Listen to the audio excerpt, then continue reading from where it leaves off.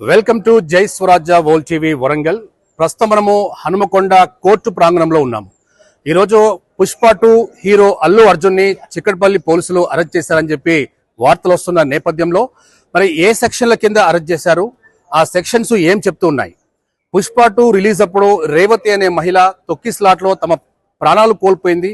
దీనికి సంబంధించి entire Pushpa team కూడా ఆన్ ది స్పాట్ లోనే మానవతా దృక్పథంతో 25 లక్షల ఎక్స్గ్రేషియా ఆమె కుటుంబానికి ప్రకటించడం జరిగింది. ప్రత్యేకంగా అల్లు అర్జున్ గారు కూడా ఈ వీడియోను రిలీజ్ చేయడం జరిగింది. మరి పుష్ప 2 అనేది ఒక తెలుగు మూవీ, భారతదేశమే కాదు ప్రపంచవ్యాప్తంగా కోట్లాది మంది ప్రేక్షకుల మన్నలను పొందుతూ 1000 కోట్ల కలెక్షన్ తో ముందుకు పోతున్న ఈ నేపథ్యంలో మరి ఆ రోజు జరిగిన సంఘటన అనేది చాలా బాధాకరం. ఆ మహిళ చనిపోవడము చాలా అంటే చాలా బాధాకరం. దీనికి సంబంధించి ఎంటైర్ టీం కూడా తమ తీవ్ర దిగ్భ్రాంతిని కూడా వ్యక్తం చేశారు.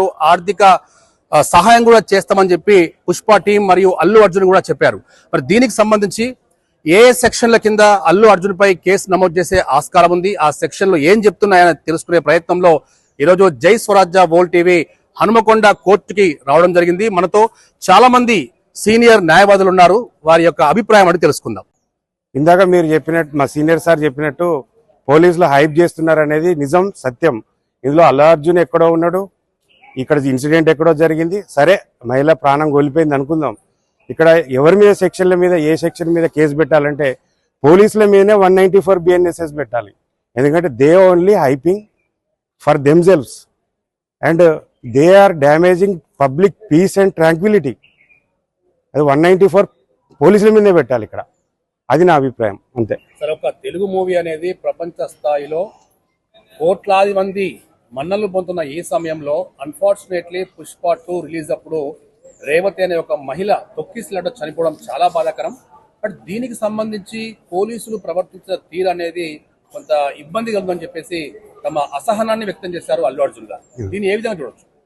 ఇప్పుడు ఇది ఎట్లా ఉందంటే, మన సొంత వ్యక్తి చనిపోయినప్పుడు మన బాధ విచారం వ్యక్తం చేసినాం, అది పక్కకు పెడదాం. ఇంతకుముందు ఐపీసీలో 154 159 ఉండే అఫ్రే, అంటే పబ్లిక్ పీస్ డ్యామేజ్ అయినప్పుడు అవన్నీ పరిగణలోకి తీసుకునే ఈ యాజమాన్యం వాళ్ళకు అనుమతి ఇవ్వాల్సింది ఉండే. అది నా అభిప్రాయం. కాబట్టి ఇక్కడ గవర్నమెంట్ కూడా ఫెయిల్ అయినట్టు, పోలీసు కూడా ఫెయిల్ అయినట్టు. సో చిక్కడపల్లి పోలీసులు అల్లు అర్జున్ ఇంటికి వెళ్ళి మరీ అరెస్ట్ చేశారు. ఏ సెక్షన్ల కింద అరెస్ట్ చేశారు?